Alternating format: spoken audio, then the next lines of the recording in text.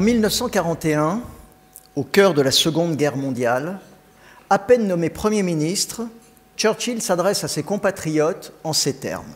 « Je n'ai à offrir que du sang, des larmes et de la sueur. Vous me demandez quel est notre but ? Je vous réponds en un mot, la victoire, car hors la victoire, il n'est point de survie. » 3 ans plus tard, en 1944, lorsque le général de Gaulle prend la tête du gouvernement provisoire de la République française, l'Europe est un champ de ruines. La première action du général consiste à s'opposer à la mise en place d'une administration militaire provisoire américaine et à mettre en œuvre la reconstruction. En 1948, le plan Marshall, dit Programme de rétablissement européen, est mis en œuvre. Il s'agit de prêts accordés par les États-Unis à 16 pays européens qui mobilisent pas moins de 13 milliards de dollars, ce qui représente environ 130 milliards d'euros actuels. Mais le plan Marshall est conditionné par une coopération plus étroite entre les Européens. En 1950, Robert Schuman présente son plan pour l'Europe en déclarant que l'unification de l'Europe n'est pas une fin en soi, mais un moyen pour garantir la paix sur notre continent. Le plan Schuman fait de l'unification économique le préalable à l'intégration politique. Comme chacun d'entre vous l'a compris, mesdames et messieurs, nous sommes au cœur de ce que l'on a appelé les 30 Glorieuses. En 1963, le jeune ministre des Finances du général de Gaulle, Valéry Giscard d'Estaing, fait une déclaration fracassante lors d'une conférence de presse. Le dollar, dit-il, bénéficie d'un privilège exorbitant. Le fait d'émettre la monnaie mondiale confère aux États-Unis à la fois la possibilité de s'endetter ad nauseam et d'imposer leur volonté politique au reste du monde. Effectivement, en 1971, le président des États-Unis, Richard Nixon, prend la décision unilatérale de mettre fin à la parité fixe entre l'or et le dollar. Les taux de change qui étaient fixes deviennent alors flottants. La destruction de l'ordre monétaire mondial, scellée en 1944 à Bretton Woods, va alors entraîner le double choc pétrolier de 1973 et de 1979. Aujourd'hui encore, un certain nombre d'économistes considèrent que cette décennie, 1970, a été une décennie perdue pour l'Occident. Quelques semaines à peine après la décision unilatérale du président Nixon, son secrétaire au Trésor, John Connolly, déclare crânement aux Européens « Le dollar est notre monnaie, mais c'est votre problème ». En 1987, les accords du Louvre sont signés par les ministres des Finances des pays du G7 sous l'égide d'Édouard Balladur. L'objectif des accords du Louvre est de revenir progressivement vers un système de change fixe.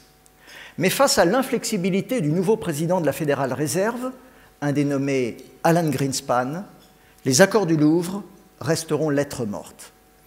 L'échec des accords du Louvre marque les esprits de tous les dirigeants en Europe.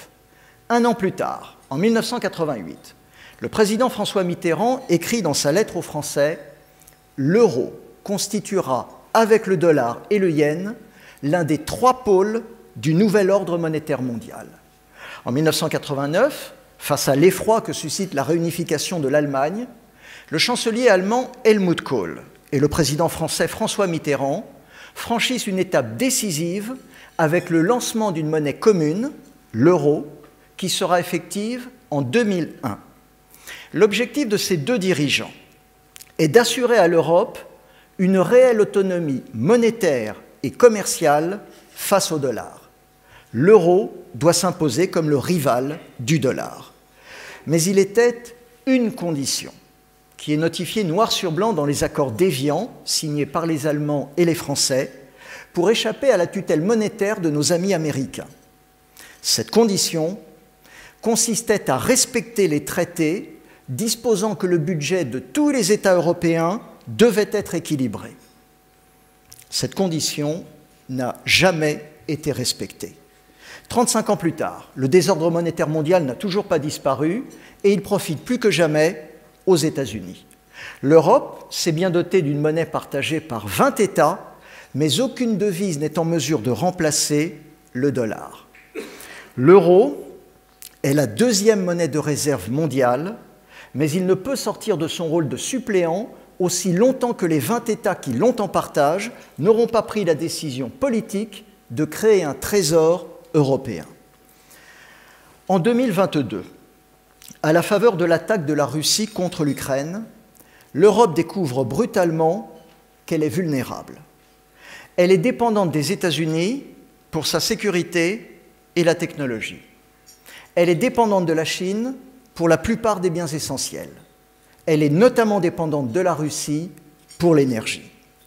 L'Union européenne est déstabilisée par l'obligation qu'elle a de se refonder autour de la souveraineté. Le grand marché unique européen ne peut plus être régi par le seul droit de la concurrence et le seul intérêt de ses consommateurs face au protectionnisme américain et chinois. L'Europe doit se montrer plus unie pour défendre les intérêts de ses producteurs. Elle doit également renforcer sa souveraineté monétaire et juridique pour faire face à la domination du dollar et à l'extraterritorialité du droit américain. La croissance, mesdames et messieurs, est la première condition du rétablissement de la souveraineté de l'Europe. Mais cette croissance ne peut plus être fondée sur la hausse ininterrompue de l'endettement. Elle doit passer par une refonte de notre modèle économique qui doit être réorienté vers l'investissement, vers la production, vers le travail, vers l'innovation. L'enjeu est tout simplement d'augmenter le volume global de travail et de créer du capital en convertissant l'épargne en investissement.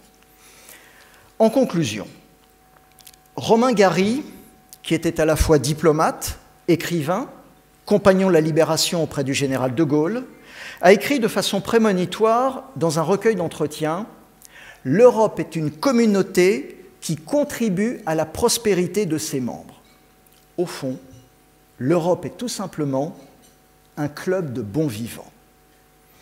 Effectivement, même si l'Europe est notre bien commun, il semble qu'une grande partie des Européens n'a pas pris conscience des conséquences des choix collectifs qui conduisent progressivement notre continent vers l'appauvrissement et la perte d'influence.